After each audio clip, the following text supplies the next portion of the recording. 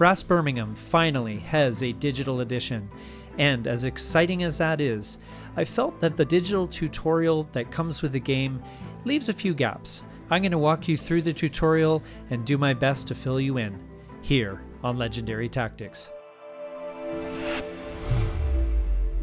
So, Brass Birmingham is a great game, and there's a few rules to learn. Once you get the hang of it, it's actually pretty straightforward, but we're going to walk you through the tutorial, and I have walked through it already. This is my second time through it, just so I could see how they explain things.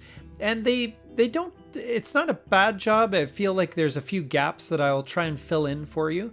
But we'll walk you through this, and hopefully you'll get a good sense of how to play. And again, one of the nice things about having a digital edition is that it enforces the rules, which makes it so much easier. You may not understand why you can't do a certain move, but just one of the great things is you can learn from that experience. So Brass Birmingham, as it says here, tells the story of competing entrepreneurs in the West Midlands between 1770 and 1870. So it's got quite a big scope. And we're going to build various industries and make use of various resources. And of course, whoever has the most victory points at the end of the game wins. So just a quick glance at your little player tab here. And victory points are the ones at the top there. You can see. And you get those for building and activating industries and various other things, links, and we'll get into all that. This is your money in pounds, so that is what is used to build various industries and links. The plus here is your income, so that's your income that you get every single turn, and you want to obviously build that up as much as possible. And these are income points. Now we'll explain what these are later, but basically it's your income goes up, but it's not a one for one kind of thing where you kind of march up a track and it boosts your income more gradually. So I'll explain how that works in a bit. So there's two types of industries. There's the potteries, manufactories, and cotton mills, and they all produce goods, and they activate when you sell the goods, and you need to sell them essentially to a port or a space that is on the edge of the board, and I'll show you that. But you need to get them connected to that, and then you can sell them. There are other tiles like coal mines, ironworks, and breweries that provide the resources that you need to develop other industries. So you get a hand of cards, and you discard one card per action. And this is kind of neat in the sense that as you play through your hand, your options kind of narrow a bit because this is the only hand you get per era. There's two eras in the game, the canal and the rail eras, but you only get these cards to work with, so you got to manage them carefully. It's kind of an interesting dynamic because you have to discard one card per action, and sometimes you got to make a choice. Sometimes the card matters, sometimes in terms of its what's actually printed on the card. Other times it's just you just need to play, like, discard a card, and it doesn't actually matter which one it is. So the cotton mill is this kind of factory-like looking building here. It's a building that produces cotton, and the sale of cotton is good. It gives you victory points and gives you income. So the cards in your hand are going to tell you where you can build. So you can see there are industry cards here, and you can see at the top in the center there, as well as the image is meant to represent. You have coal, you have goods, cotton, pottery, and beer. Okay, so these allow you to build in any location on the board. You don't have to be connected to it. You do need to be connected to it. It needs to be connected to your network, which is it needs to be next to where you are and connected with a link. And that gives you the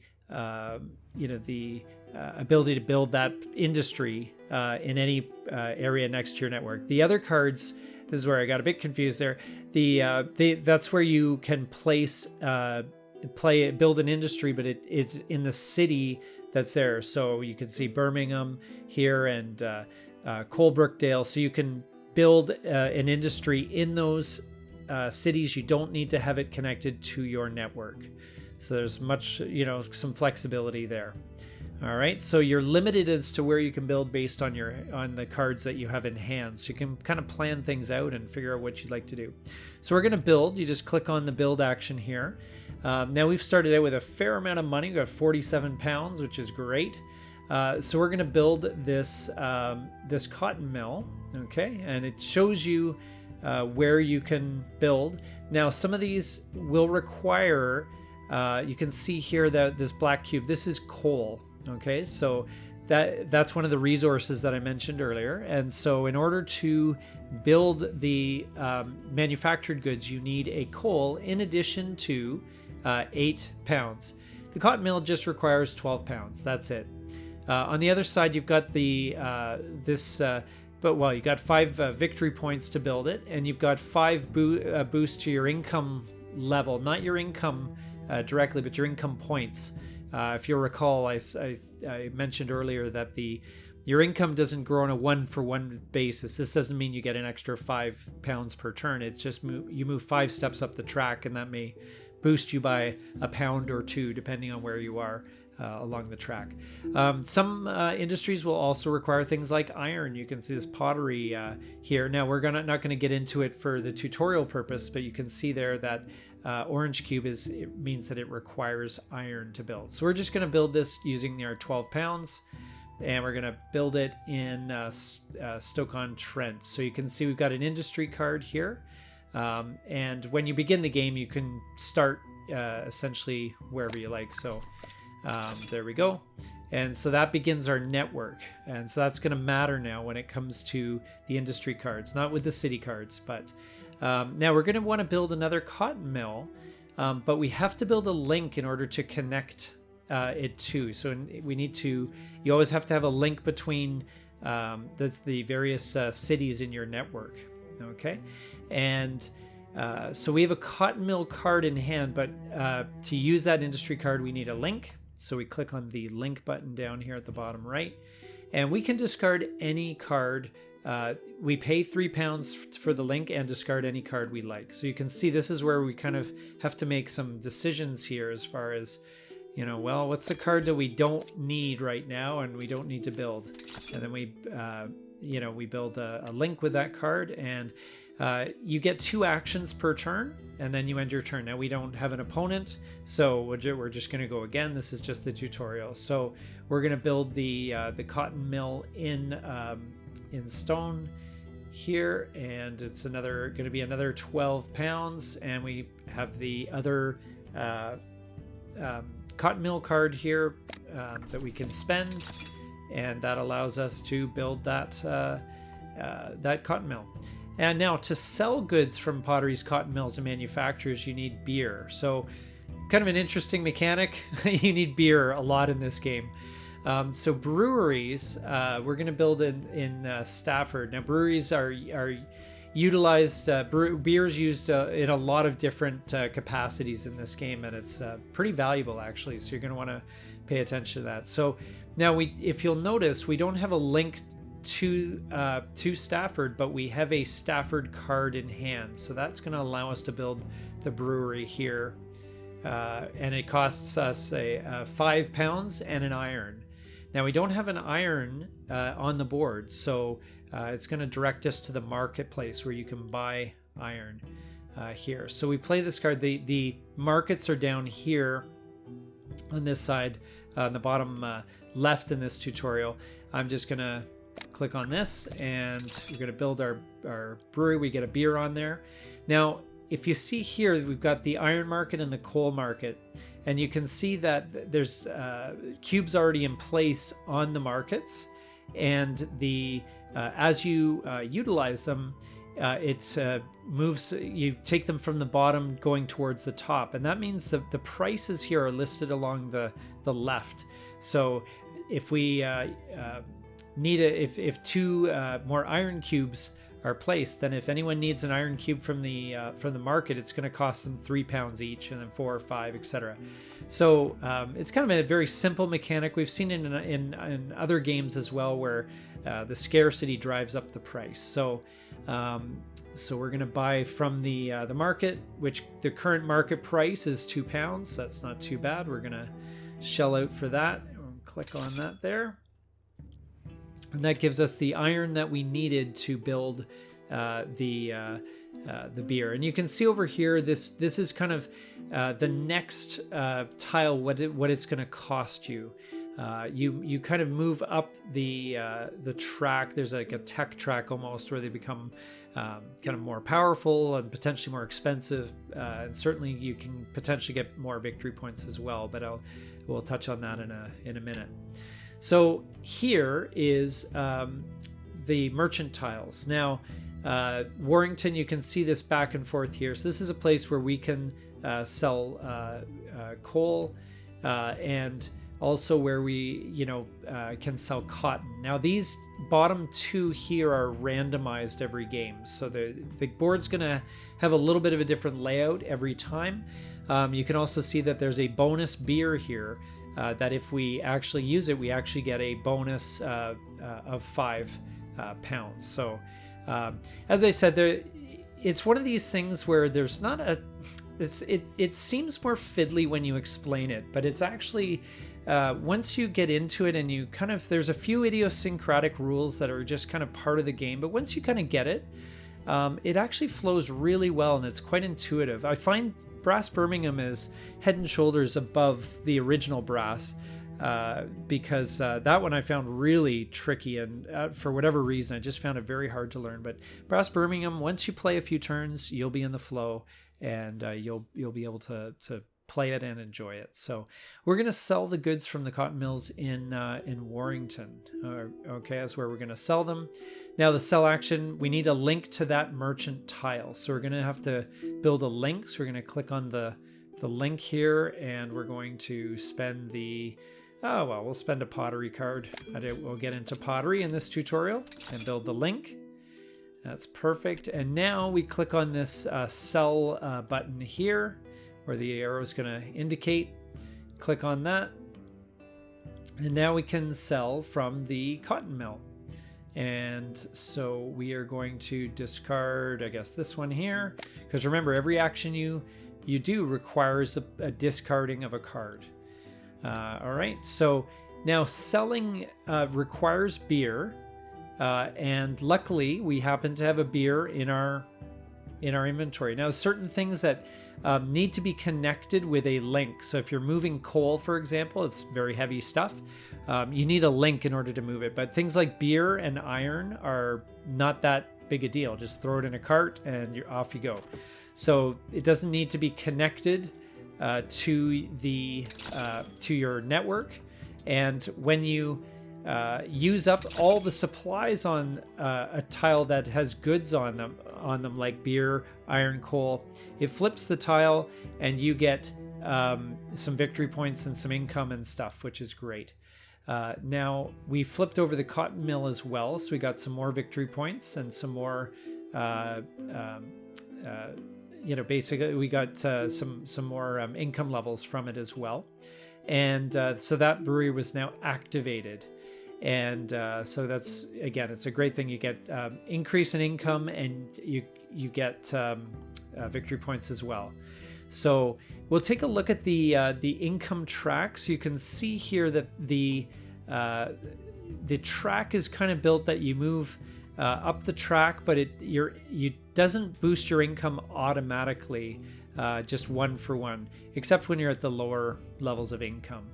But the income level, this gold circle, is the amount of income that you get in a turn. And that depends on your income points. So we got 9 points from that play there. So we went from here, from the beginning, 1, 2, 3, 4, 5, 6, 7, 8, 9. So that gave us a boost. Now our residual income, our income we receive every turn, is now 5. So you can see it's not necessarily one for one, and in fact at higher levels it gets harder to boost your income. So this there's also a thing on your little player tab that explains how the income points work. So would you like to sell another industry? Sure, why not? We'll sell this guy too. Now, we didn't have any beer left in our brewery, but if you remember, there was a beer in Warrington that can be used.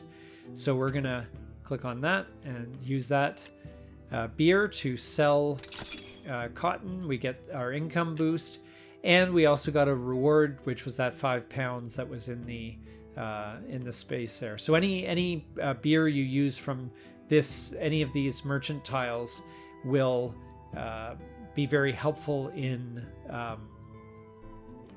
giving you that bonus. And then we'll just end our turn here. All right, now we need to secure coal and iron supplies. So time to build a coal mine. So we want to build in Belper, and we have a Belper card, so we can click on the build action. And where is Belper? There is Belper. We're going to click on that, and as you can see, it costs us 5 gold. We're going to click on build here, or 5 pounds, and we're going to discard our Belper card to allow us to do that, and perfect. And we're going to build an ironworks in Derby, but we need to to build, in order to use the industry card, if you recall, we need a link. So we're going to have to build a link, and I don't know, we're going to just discard the Birmingham card there, and because we discard any card, we spend our 3 pounds and we get the link. And now we're on to our next turn. And of course, the tutorial didn't mention that we actually have an opponent now all of a sudden who's joined the fray, and he's not doing that well. His income's -6, and even though he's got a lot of money on hand, so he's going to build in Derby. He's going to build a manufactured goods, and that's good. He didn't take up our cotton mill that we were hoping to utilize, and built a link.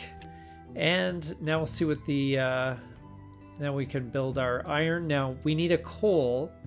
Now, as if you recall, I mentioned that coal was quite heavy and takes a little while to or takes a link to move it. Whereas iron and beer do not require that. So we're going to build an ironworks in Derby. All right, and we need to discard an ironworks card. And there we go. All right, now we spent the coal from Belper because it was linked. And now we have an interesting situation, as it says. So if you look over here in the bottom left, it's the iron market is there. And the iron market is missing 3 cubes.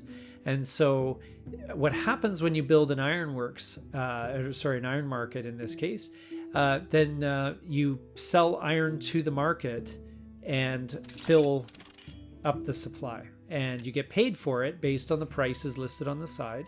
So we did make some money, but that is, maybe not the best deal we would have wanted, but that's fine. The iron just goes to that market. And remember, you don't need to, build a link in order to access it. So we're going to now build a manufacturer on Burton-on-Trent. All right, so we're going to click here. We're going to spend, now we need a coal to do that, and it's going to cost us 8 pounds. All right, and we'll discard our Burton-on-Trent. There we go.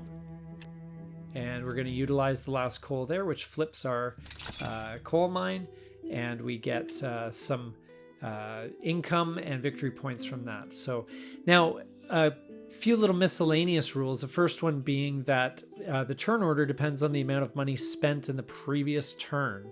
So if you spend less money, you will go first the next turn. The turn order is preserved if there's a tie. We're going to end our turn here.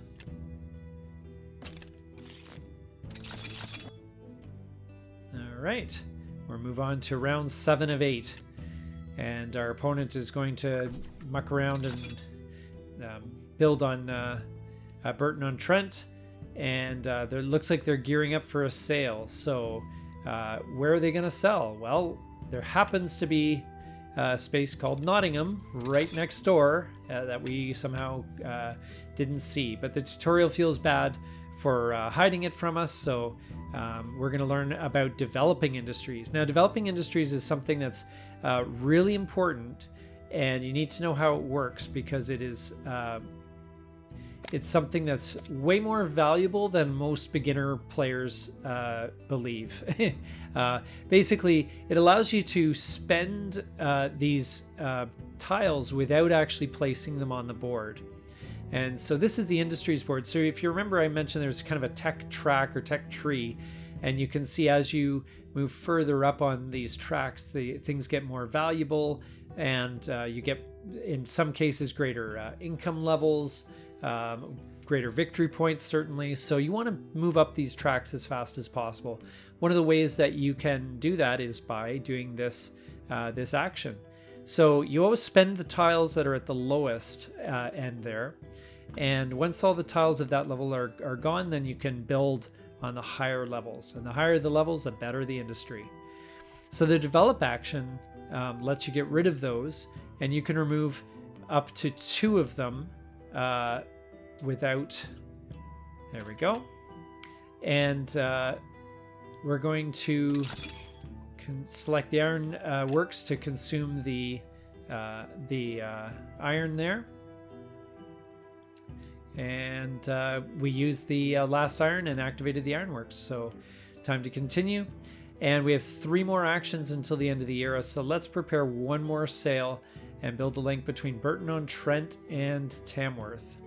And again, the time is of the essence in this game. You're going to want to be, like a lot of Euros, you want to be very efficient if you can.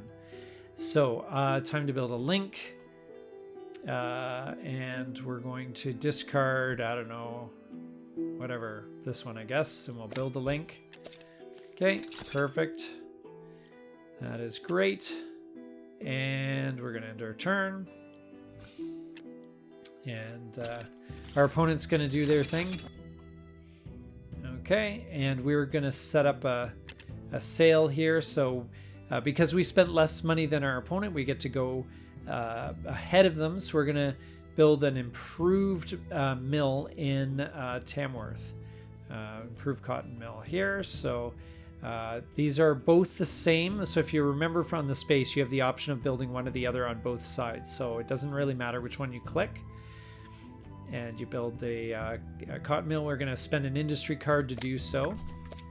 And that is going to do that. And so now we need to pay for a coal from the market. And let's fire up the last sale of the era and make hay while the sun shines. So if you look here, you can see that Nottingham has a beer, which is going to be valuable.